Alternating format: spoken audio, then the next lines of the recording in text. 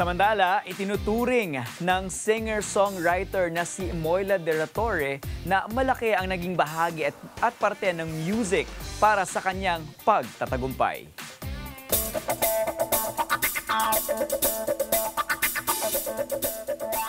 Para sa kanya, ang kanyang passion at pagmamahal sa industriya ang pinaka naging puhunan niya upang makarating sa kanyang kinaroroonan ngayon. Ang kanyang pamamayagpag sa mundo ng musika ang nagiging dahilan din upang pagkatiwalaan siya ng iba't ibang brand na kumukuha sa kanya upang maging ambassador ng mga produkto nito. Kung titignan ko, mas marami naman po talaga mas magaling, mas marami po mas deserving in terms of talent.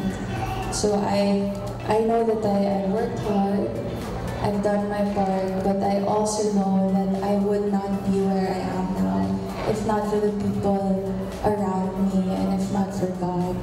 And so I can never take full credit for what I have now.